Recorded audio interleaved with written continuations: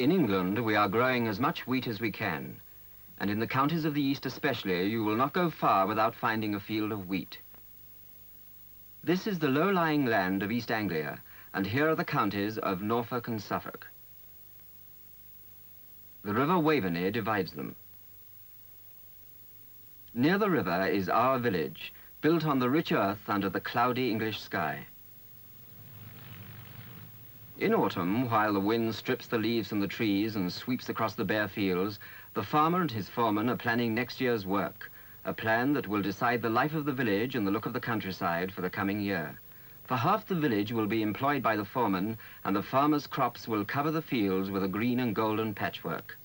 The foreman's son helps too on the farm in his spare time, learning about the crops which he one day will plan and grow: barley, sugar beet, oats, and most important of all, wheat.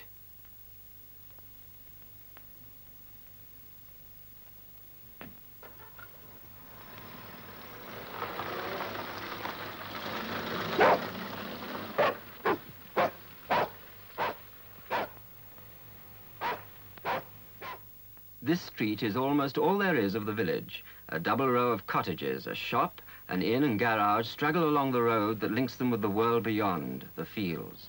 Every cottage family has some business with the land, some skill of hand or machinery.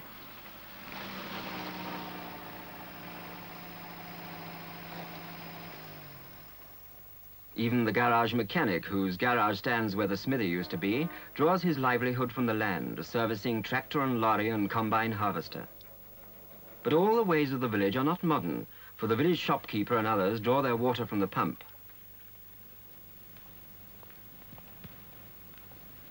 Roofs are mended against the coming of rain and wind, but the street is almost empty, for the year has begun in the fields where the ploughshare opens the earth to receive the wheat seed.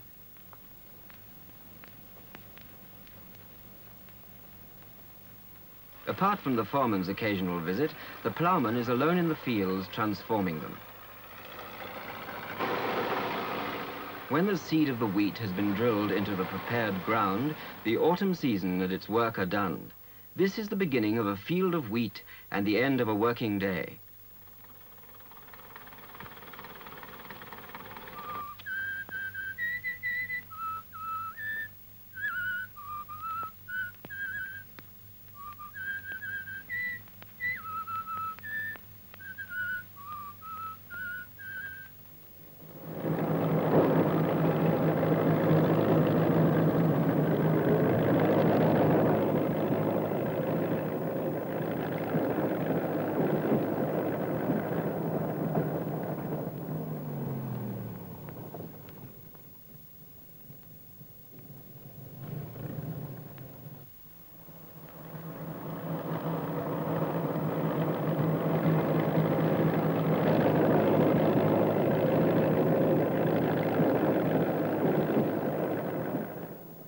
Evening comes on early across the hedges.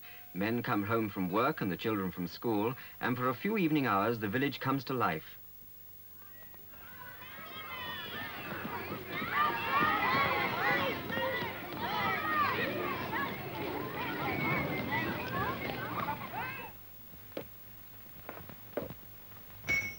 Ah, Anne, dear, before you take your coat off, would you take this strand to the bill? Ask them to put it in the window. Righto, Mum.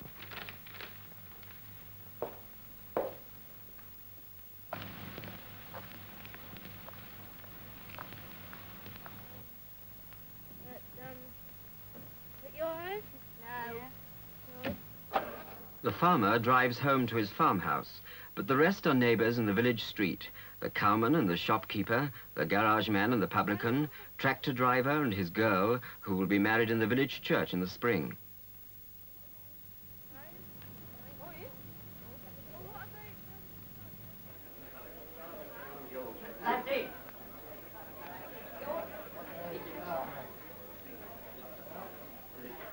The village inn is the social center of the village, where the men drink their beer and talk about their work in the fields.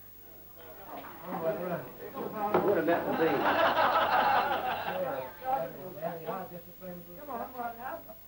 In the foreman's cottage, the evening meal is over. Curtains are drawn.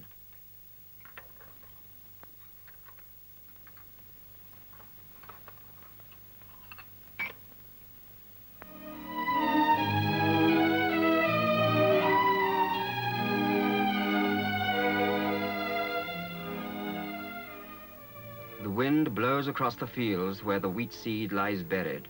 The road is dark and empty, and wireless the only remaining link with the distant world.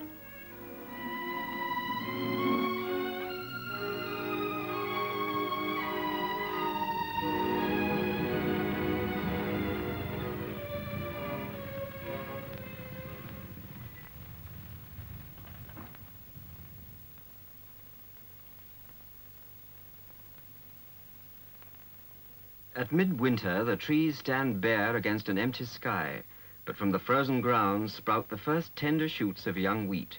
And around the farm, men warm themselves with the brisk work of winter.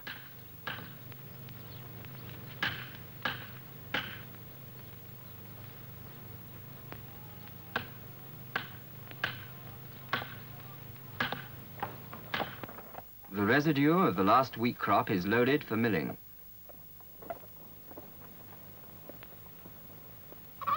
And there are turkeys to be fattened for Christmas dinner.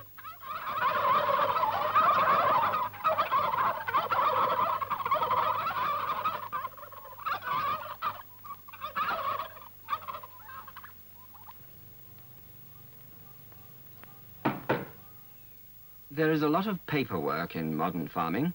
In the farm office, the story of the fields is written on forms and catalogues and correspondence, and the farmer's signature consigns the last lorry load of the old year's wheat to the mill 20 miles away in the market town.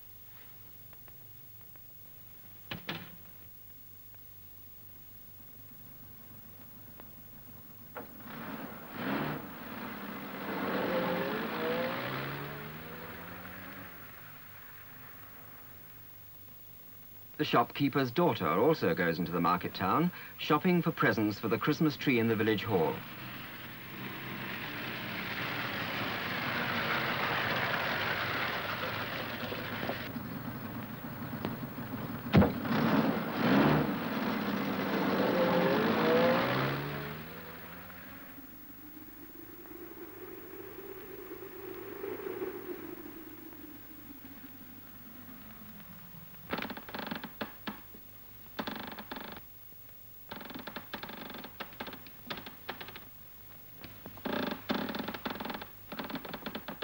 The old mill still stands against the sky. Its blades still catch the wind and turn it into power, but the grain now passes by, on its way to be ground by newer machinery.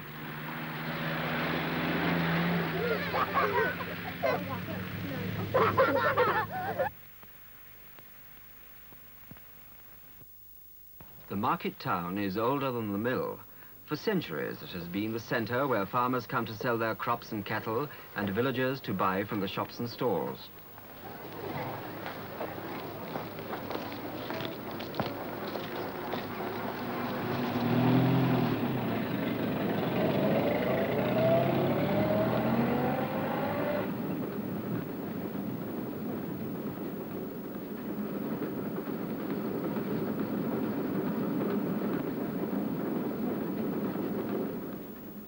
Here, the new mill serves all the district, and the grain from East Anglian fields is blended with prairie wheat from Canada and the vast dry crops of Australia and transformed into flour.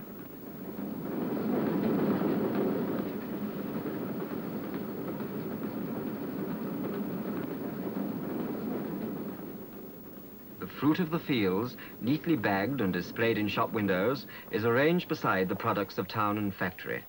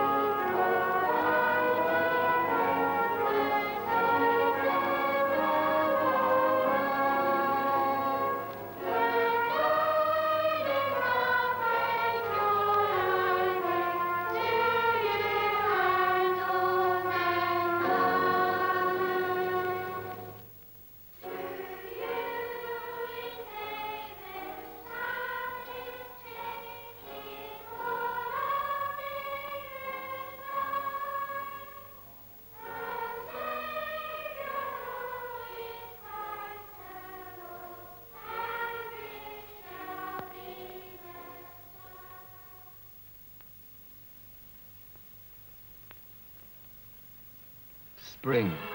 The church is filled with sunshine and music. The cheerful noise of bells and organ floats over the blossoming land.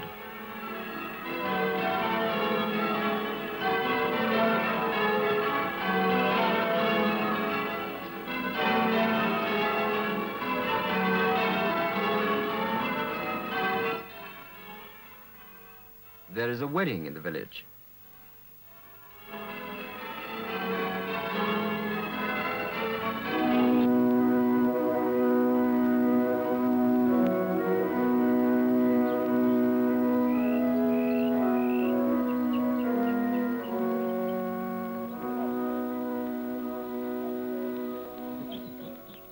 Spring is the time for tending the growing crops, and the fields are alive with the business of the waking year.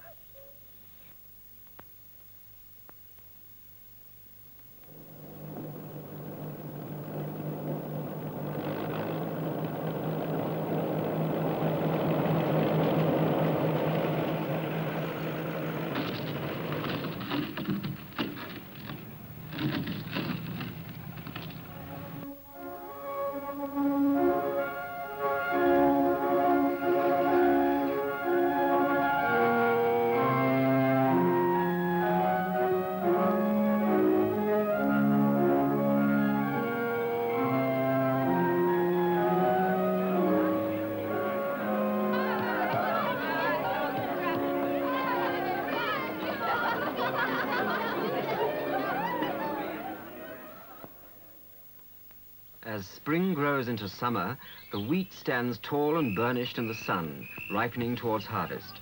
For a few weeks, the land is exuberant with leaf and light and color. The weeks of summer holidays.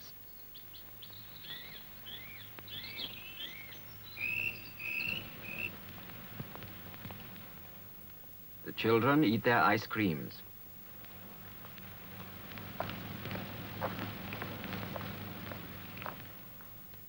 The older men enjoy their bowling matches. Get your own wood and play in the board. Alec, can we borrow one of your cots? They've got one under the chair.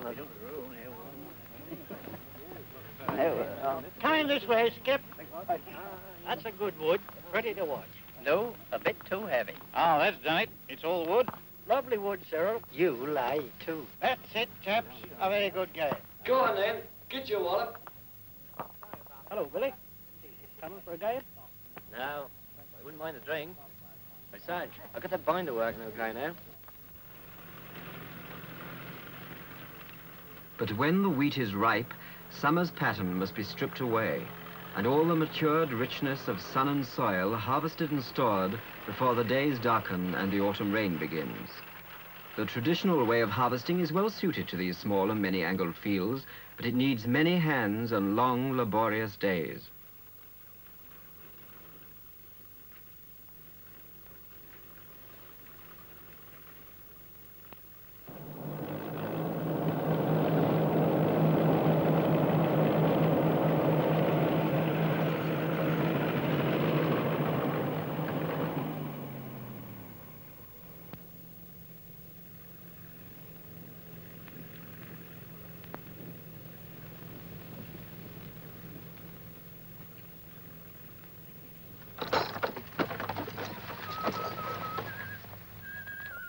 The stooped wheat must stand in the fields until it has heard the Sunday church bells ring 3 times.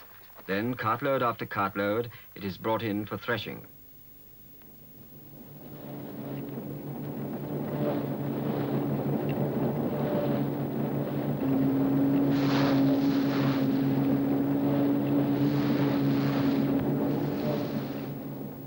The straw is built into stacks, and the grain pours out in a golden stream.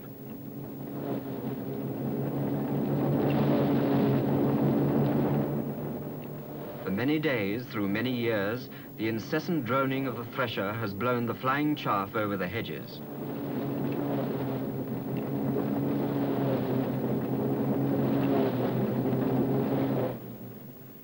But now the combine harvester moves like a giant through narrow lanes to work in the larger fields, to do by itself all the tasks of harvesting.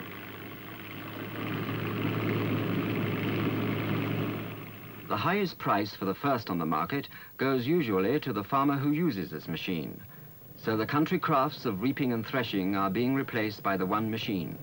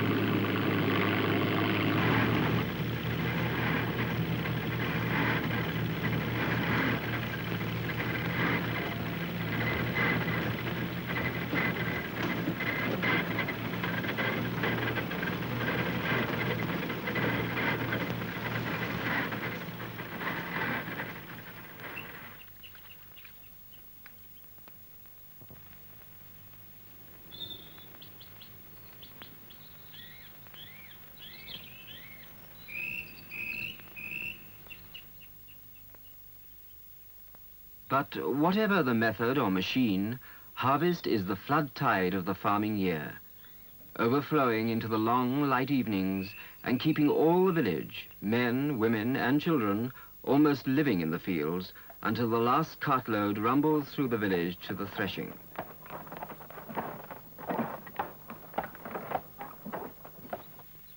And the last straw stack is ready to be thatched.